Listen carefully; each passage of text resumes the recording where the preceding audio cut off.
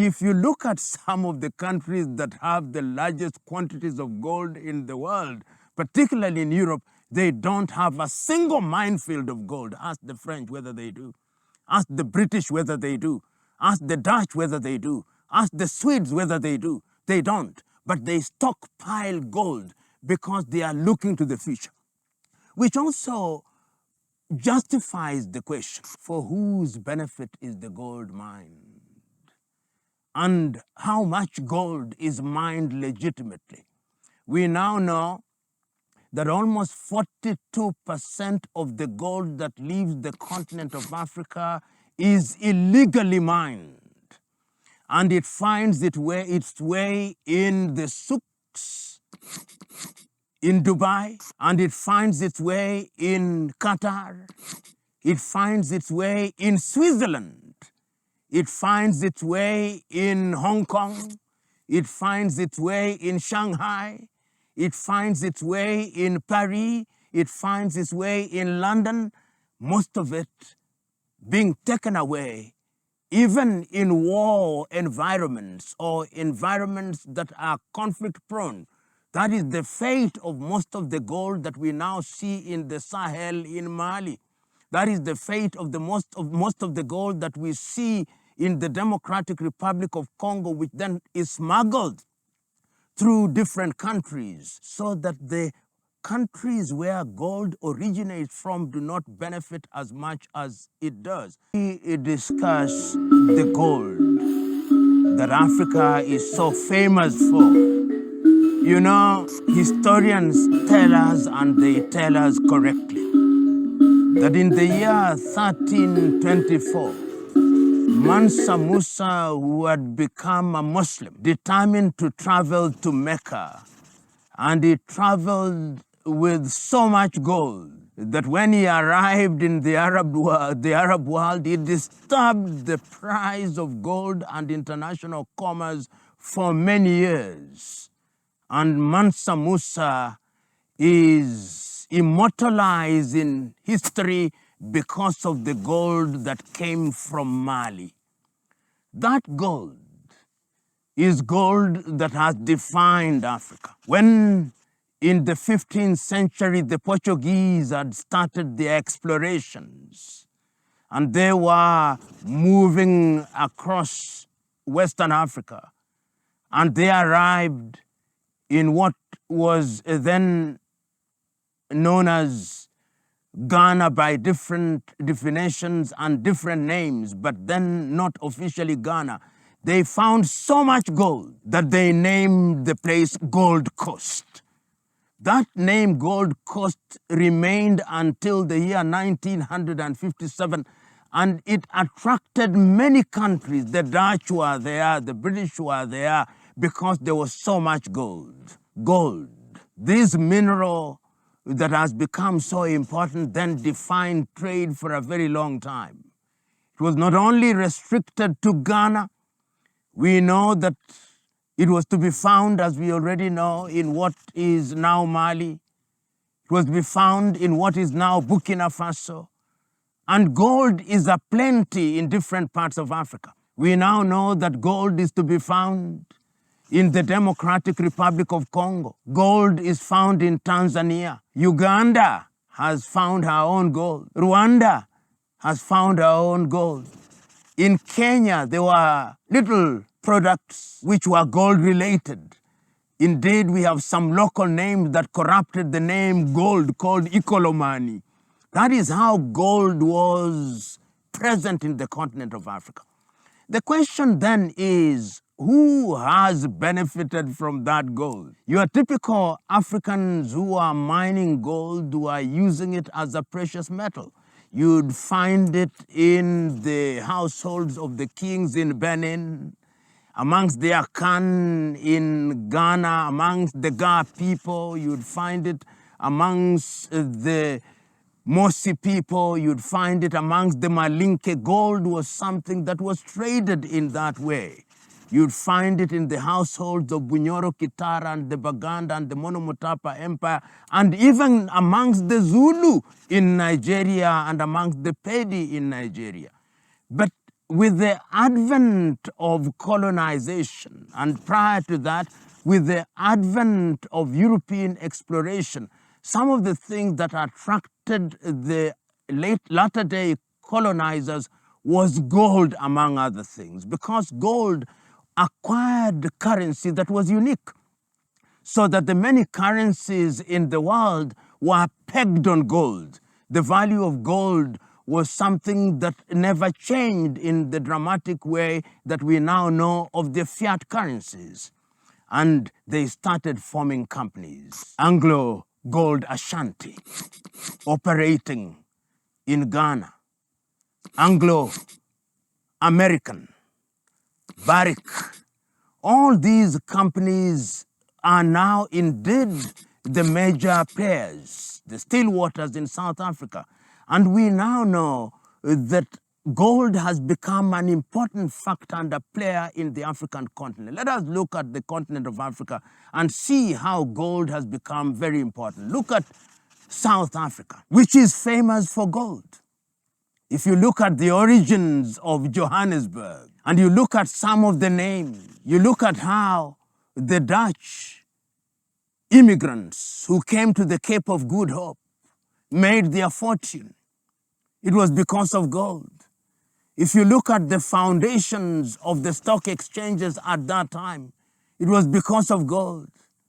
And if you leave South Africa and you go to Ghana, which was the more organized, even before she regained independence, it was gold.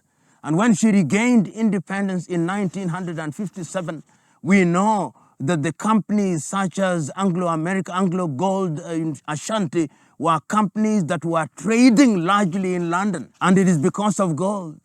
When you visit the Democratic Republic of Congo, it is because of gold. So gold has remained a constant, valuable mineral. Indeed, until 1972, even the American dollar was gold pegged until the fiat currency during the administration of Richard Nixon. But we know that every major country wants to hoard gold. And if you look at some of the countries that have the largest quantities of gold in the world, particularly in Europe, they don't have a single minefield of gold. Ask the French whether they do. Ask the British whether they do.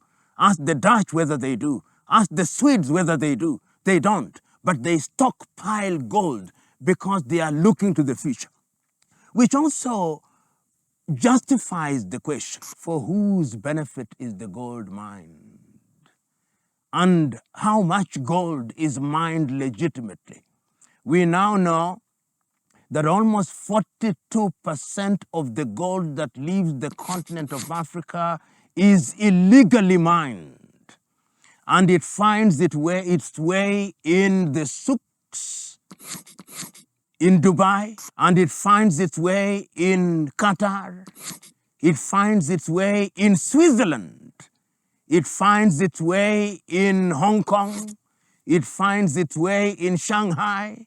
It finds its way in Paris. It finds its way in London.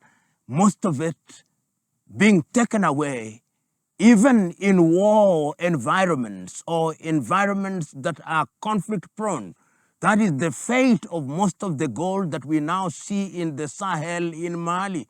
That is the fate of most of the gold that we see in the Democratic Republic of Congo, which then is smuggled through different countries, so that the countries where gold originates from do not benefit as much as it does. I remember when the Tanzanian President John Joseph Magufuli came into power, he discovered that one of the gold mining companies in Tanzania had not paid taxes for 14 years. And what did he do? Is to demand that they pay tax and to demand that there must be value addition so that Tanzania can make its own bullion gold. And that, fortunately, is now happening in Tanzania. Recently, in the Sahelian region, in Mali, the Mali administration said, we are not going to allow you to take our gold in its raw form. We are going to ensure that that gold is processed here. The same has happened in Burkina Faso. So what we are now beginning to see is the realization by a number of African countries that for far too long, the gold has been taken away in illegitimate ways and through illegitimate avenues, and the countries do not benefit. Yet we know that gold, like all minerals, is a finite product. What is then happening in the African continent, which then justifies our source of joy? That while until now, many of those critical players that have been present in the gold market have been companies that are incorporated outside of the continent of Africa, or if they are in the continent of Africa, there is a majority or major shareholding of foreign companies. We are beginning in Africa to make demands that the resources be retained and that the shareholding and the trading be conducted in the continent of Africa for the benefit of African countries. Indeed, if you look at the top 10 trading companies in gold in Africa, 80% of them are from the conceptual West. They're either from Canada, if you talk about Barrick, they are from Australia, they are from the United States of America, they are from the United Kingdom, they are from different parts, and the Chinese are present in this arrangement. And this is something that is beginning to stop, because African countries are now beginning to demand that the technology that is necessary be transferred for purposes of ensuring that in the not too distant future, African gold begins to benefit African peoples. And, you know, when we talk about safety in gold, we remember in South Africa we have had many accidents because of artisanal gold mining. We have had similar accidents in the Democratic Republic of Congo. So this gold that Africa has been famous for, it's the time now to ensure that it is utilized for the continent of Africa. And it is important that African stock exchanges begin to trade in gold. It is important that the Johannesburg Stock Exchange, that the Nairobi Stock Exchange, that the Dar es Salaam Stock Exchange, that the Accra Stock Exchange, that the Lagos Stock Exchange begin to deal with gold and set up gold as a standard. Indeed, I dare say that Africa moves towards the creation of a single currency. One of the ways in which gold can be given its pride of place is to peg that currency on gold, because Africa has it in quantities that are unrivaled by many countries in the world. So it all started from Mansa Musa in 1324. It destabilized the world economy. It destabilized the minds of many people. They came into the continent of Africa, but I dare say that gold, which was a destabilizer, can now be a stabilizer. And it can only be a stabilizer when we begin to do what we must to give it the significance that it has, to ensure that Africa does not export ore and then benefit from pittances, but Africa refines gold and uses what gold gives for the benefit of our people, to improve the quality of the lives of our people. Africa can regain her golden years through the use of gold, remembering always that gold, like all minerals, is a finite mineral. And if we don't control its mining and we allow people to take it away and stockpile it, we will be surprised if one day we have no recoverable resources and our gold is gone. Gold is gold. Let us make Africa golden again. You know, when we